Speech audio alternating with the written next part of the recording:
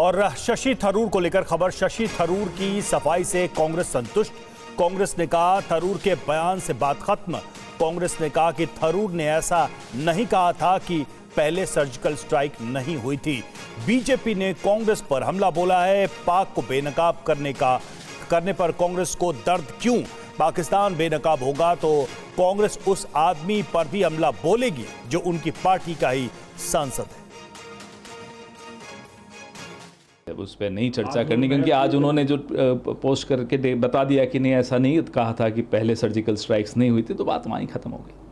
लेकिन बीजेपी को एक जो है मौका मिलता है। बीजेपी तो हमेशा मौके की तलाश में रहती है कि विवाद कहाँ कहाँ पैदा कर सकते हैं। समाज में विवाद, परिवारों में विवाद, ये तो उनका काम है, छोड़िए ना उनको। जब ऑल पार्टी डेलीगेशन के सांसद इंक्लूडिंग शशि थरूर जी पाकिस्तान को अंतर्राष्ट्रीय मंच पर बेनकाब कर रहे हैं तो कांग्रेस के पेट में दर्द क्यों हो रहा है? UEM Jaipur is a perfect target for prospective students aspiring for good jobs, good education with future-ready skills. Congress क्यों करा रही है? ये रिश्ता क्या कहलाता है? पाकिस्तान को बेनकाब किया जा रहा है, रिएक्शन कांग्रेस पार्टी की तरफ से आ रहा है।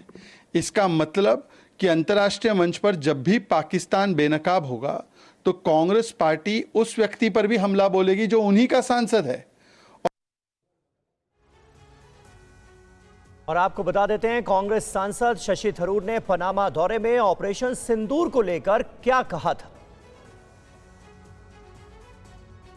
शशि थरूर की तरफ से जो कहा गया था वो आपको दिखा रहे हैं। हाल में आतंकवादियों को समझ आ गया है कि उन्हें इसकी कीमत चुकानी होगी। पहली बार भारत ने सितंबर 2016 में नियंत्रण रेखा के पार जाकर उरी स्ट्राइक की थी। पहली बार करगिल युद्ध के दौरान भारत ने नियंत्रण रेखा पार नहीं की थी, लेकिन 2019 में पुलवामा हमले का जवाब देने के लिए भारत ने न सिर्फ नियंत्रण रेखा बल्कि अंतर्राष्ट्रीय सीमा भी पार की।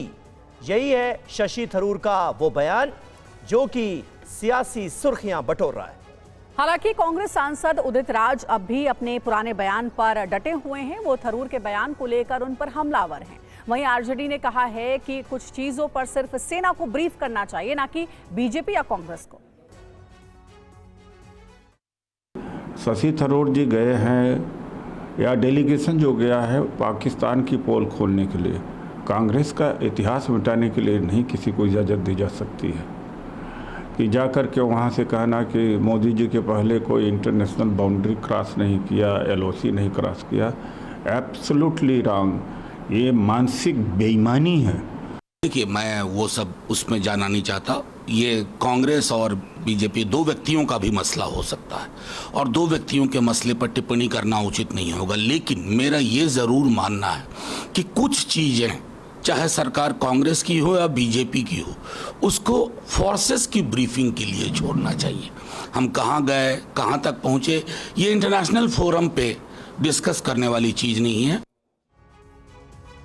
और चलिए अब आपको बता देते हैं कि कांग्रेस के सांसद शशि थरूर ने अपने आलोचकों को क्या जवाब दिया है।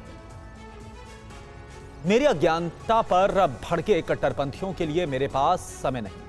मैंने आतंकी हमलों के जवाब में कार्रवाई की बात की थी। मैंने युद्ध या सैन्य इतिहास को लेकर नहीं कहा था।